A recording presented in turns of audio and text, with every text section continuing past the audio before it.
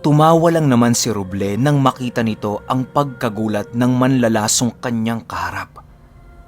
Hindi na muli itong sumagot pa at mas pinili na lamang nitong mamahinga. Mas namomroblema pa si Roble ng kanyang inumin at pagkain noong mga oras na yon kesa sa panganib na maaaring ibigay ng matandang manlalason.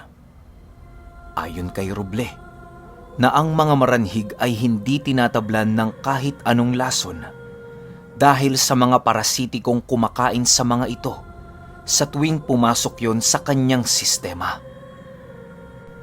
Matapos makapag-uwi ka ng matandang yon, ay dali-dali rin naman itong lumisan sa kinaroroonan ni Roble. Habang naglalakad ng mabilis ang manlalasong yon, ay tinitingnan lang naman ito ni Roble hanggang sa hindi na ito masundan ng kanyang paningin. Di niya na ito kinitilan ng buhay, gawa ng napakalayo na nito sa bayang huli niyang dinaanan. Maaring ang manlalasong yon ay nanirahang mag-isa sa lugar na yon upang hindi na muling makapaminsala ng kanyang kapwa. Ang manlalason kasi ay nangangati ang mga kamay niyan sa tuwing hindi ito nakakapangbiktima ng mga ordinaryong tao sa kanyang paningin. Yun din kasi ang kabayaran ng kanilang lihim na karunungang taglay na siyang nagiging kalbaryo para sa ibang mga manlalasong nais ng magbago. Pagsapit ng dilim, ay doon na muling inumpisahan ni Roble ang kanyang paglalakbay. Habang nananakbo siya sa mga damuhang nagsisitaasan, ay nakasipat siya ng isang nilalang di kalayuan sa kanyang daraanan. Agad namang napatigil si Roble upang pagmasdan ang ginagawa ng nilalang na yon. Nang tuluyan na itong masipat ni Roble, ay laking gulat na lamang niya nang makita niya ang buong kaanyuan ng nilalang na kanyang makakasalubong.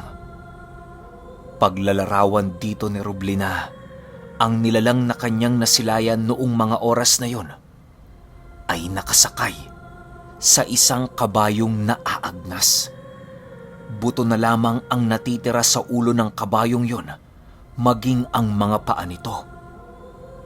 Sa bawat paglakad ng nilalang na yon, ay siya namang pagtulo ng mga likidong nasa laman loob nito na siyang labis na nakakapangilabot.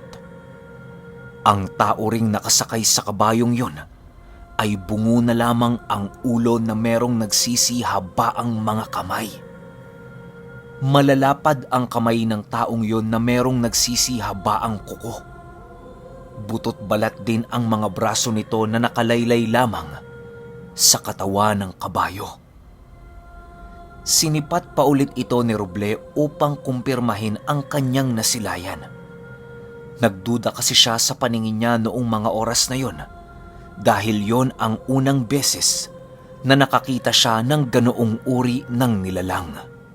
Naglalakad lang yon papaikot sa damuhan na para bang merong inaamoy-amoy ang kabayo nitong sinasakyan.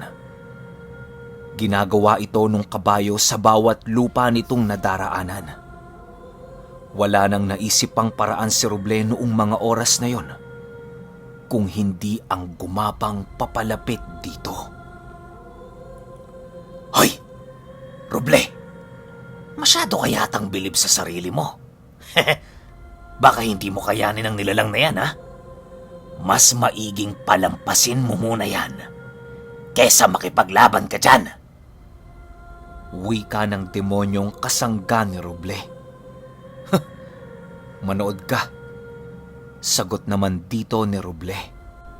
Matapos nitong makipag-usap ay agad din naman itong sinugod ang nilalang na kanyang nasilayan. Paglitaw ni Roble sa damuhan, ay agaran din namang naalarma ang nilalang na kanyang sinusubaybayan. Nang makita siya nito, ay agad siya nitong sinugod na animoy wala itong pangamba sa nilalang na kanyang kaharap. Mababang uri yan. Tingnan mo, sumusugod ng walang pangamba sa kanyang kalaban. Hindi niya alam na ang sinusugod niya ay isang maninila. Wika ni Roble sa kanyang isipan. Magaling. Napakagaling, Roble.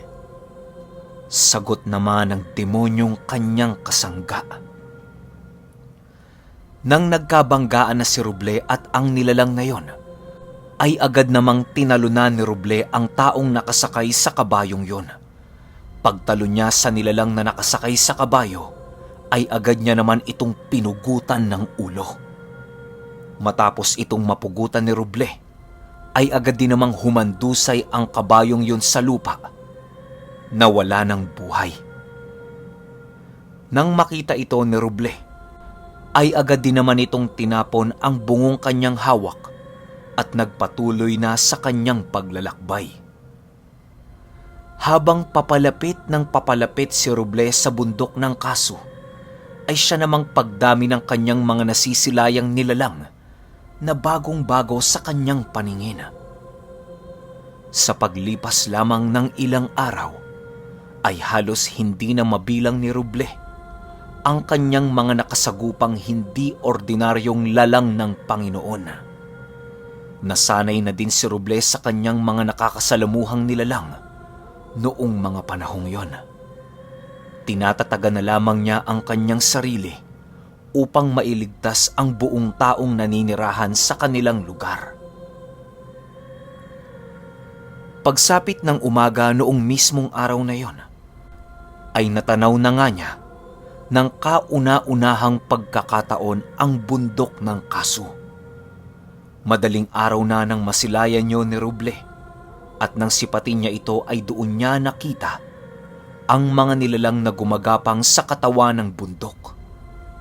Alam ni Roble na hindi ordinaryo ang mga nilalang na kanyang mga nasilayan, at doon niya rin napatotohanan na ang Kaso ay isa sa mga bundok sa buong dinagat na pugad ng mga nilalang na nasa panig ng kaliwa. Pinagmasdan lang yon ni Roble hanggang sumapit ang bukang liwayway nung mismong araw na yon. Mas pinili niya munang maghanap ng tubig na maaaring mainom upang maipagpatuloy na niya ang kanyang paglalakbay sa bundok ng Kaso. Habang naglalakad si Roble, ay nadapo siya sa isang balong hindi ordinaryo sa kanyang paningin. Parang merong mga hayop ang naninirahan sa ilalim nito na talaga namang bago pa lamang sa mata ni Roble. Hinawi-hawi niya muna ang tubig sa balon na yon upang masipat ito ng maigi. Matapos niya itong hawiin, ay tumambad sa kanya ang mga nilalang na merong mga galamay na maikukumpara sa isang pugita. Isda yon, pero meron itong mga galamay ng pugita. Matapos itong makita ni Roble, ay hindi na niya itinuloy ang nais niyang gawin sa balong yon. Mas pinili niyang mauhaw kesa inuman ng balong inaakala niyang merong lason. Kinahapunan ay muli nang inumpisahan ni Roble ang kanyang paglalakbay patungo sa bundok ng Kaso. Habang papalapit siya sa lugar na yon, ay palakas rin ng palakas ang pakiramdam niya sa aura ng mga panig na nasa kaliwa na nanggagaling sa bundok na yon. Bilang nilalang na nasa panig ng kaliwa, ay naiimpluwensyahan rin siya ng oras sa lugar na yon. Pero kahit anong impluwensya nito sa sistema ni Roble, ay matagumpay niya yung nalalabanan sa pamamagitan ng pagdarasal. Hanggang sa sumapit ang lalim ng gabi, at doon na nga narating ni Roble ang paanan ng bundok ng Kaso. Dito na magsisimula ang tunay mong paglalakbay, Roble. Wika ng demonyo. Mag-ingat ka, o aking kaibigan, sapagkat ang mga nilalang na naninirahan sa lugar na ito ay mga walang awa at patawad sa lahat ng likhang gumagambala sa kanilang katahimikan. Kahit ikaw ay nasa panig ng kaliwa, ay hindi ka nito pakikitaan ng awa kapag pumasok ka na sa kanilang teritoryo. Ang bundok na iyong nilalakaran ngayon ay merong kanya-kanyang kahariang nabuo dahil sa pagnanasang makuha ang kalis. Ipagpatuloy mo ang iyong paglalakbay, Maranhig, upang makita mo ang totoong anyo ng kalis na iyong hinahanap. Hanapin mo para sa akin. Ha?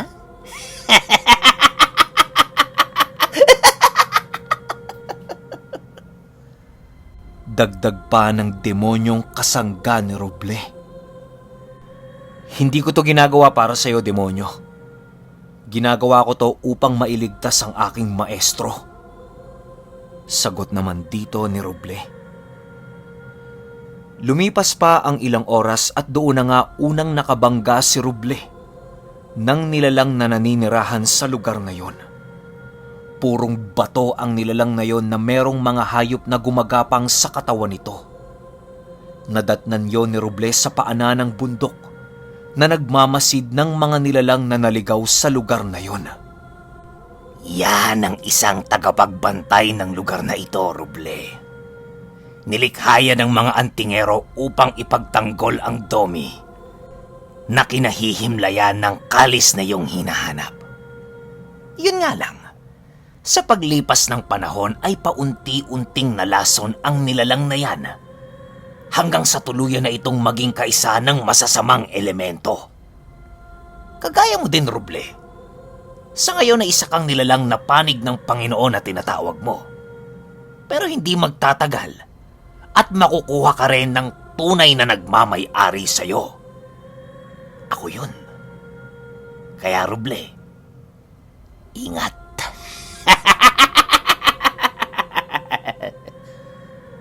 Wika ng demonyo sa kanyang isipan. Animoy ang demonyo noong mga oras na yon ay ibang-iba sa dating kasalamuha ni Roble. Napakasama na ng mga sinasabi nito sa kanya dahil maaaring ang bundok na yon ay naiimpluwensyahan ang kapangyarihang itim ng demonyong kaibigan niya. Di naman yon pinagtuunan ng pansin ni Roble dahil nakatuon ang wisyo nito sa kinaroroonan ng higanteng batong yon. Maaari kasing ikapahamak ni Roble kung hindi siya magiging alerto sa lahat ng oras. Sa kabilang dako naman, ay patuloy pa rin ang pagtititig ng nilalang na yon sa kanyang kinaroroonan. Hindi gumagalaw si Roble noong mga oras na yon upang maiwasan ang anumang maaaring hindi pagkakaunawaan nila ng nilalang na nasa kanyang harap. Pero kahit anong gawin ni Roble, ay naaamoy pa rin ito ang nalalapit nilang paglalaban ng nilalang na yon. Kalma, Maranhig. Isipin mo, napakaraming mga nilalang na nagmamasid sa iyo rito. Paano na lang kung pagtulungan ka nila? May laban ka ba? Ano? Ha? Dagdag pa ng demonyong nasa isipan ni Roble. Matapos itong marinig ni Roble, ay agad niya namang inikot ang kanyang paningin upang tingnan ang mga nilalang na tinutukoy ng demonyo. Doon niya nasipat ang di mabilang na mga matang nagliliwanag na animoy nakatingin sa kanilang kinaroroonan. Rinig na rinig din ni Roble ang pag-aangil ng mga yon na animoy sabik na sabik sa bagong dugong dumayo sa lugar na yon.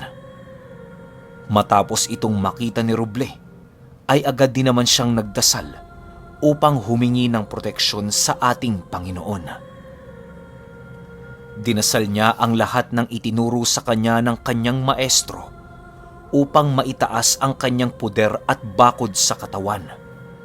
Maging ang pantigalpong usal para sa hangin ay binitawan na rin ni Roble upang maalarma ang mga nilalang na nagmamasid sa lugar na yon na hindi siya basta-bastang nilalang na kaya nilang kitilan ng buhay. Sa bawat pagbigkas ni Roble ng kanyang dasal, ay siya namang pag-angil ng napakaraming nilalang na tila ba susugod na yun sa kanya. Nang tuluyan ng natapos si Roble sa kanyang pagdarasal, ay muli nitong inalala ang sinabi sa kanya ng kanyang maestro. Roble, palagi mong iisipin na kahit anong dilim ng iyong paglalakbay, ay meron at meron kang mahanap na liwanag na siyang gagabay sa iyo patungo sa iyong paroroonan. Manalig ka palagi sa Panginoon, Roble, dahil walang imposible sa Kanya. Ang lahat ng nilalang na sumasampalataya sa Panginoon ay ililigtas nito kahit maging sa dyablo mismo. Huwag mong kakalimutan, Roble, na ang pagmamahal ng Diyos ay walang sukat. Kahit ikaw ay demonyo ay mahal ka pa rin ito. Manalig ka, Roble. Manalig ka. Paalala ni Nong Jem sa kanyang isipan. Nang maalala ito ni Roble, doon na siya nabigyan ng pambihirang lakas ng loob upang harapin ang lahat ng nilalang na naroon sa lugar na yon. Animoy merong isang palad na galing sa kaitaas-taasan ang humawak sa kanyang mga balikat upang gabayan siya sa kanyang kahaharaping laban.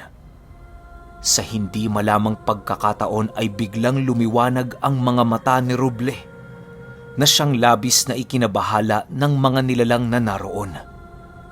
Maging ang nasa katawan nitong demonyo ay napapasigaw na sa hindi malamang dahilan. Matapos ang mga pangyayaring yon, ay agad sinugod ni Roble ang higanting batong yon na gamit-gamit lamang ang mga espiritual na sandata na kanyang natutunan mula sa kanyang maestro.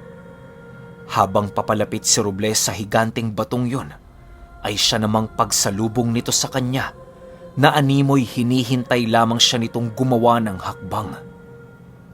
Paglapit dito ni Roble, ay agad din namang pumakawala ang higanting batong yon nang napakalakas na suntok na halos maputol ang lahat ng punong naroroon. Nang makita ito ni Roble, ay agad din naman siyang nakailag sa pag-atake ng nilalang na yon, kaya nagawa niya itong tamaan ng kanyang pag-atake.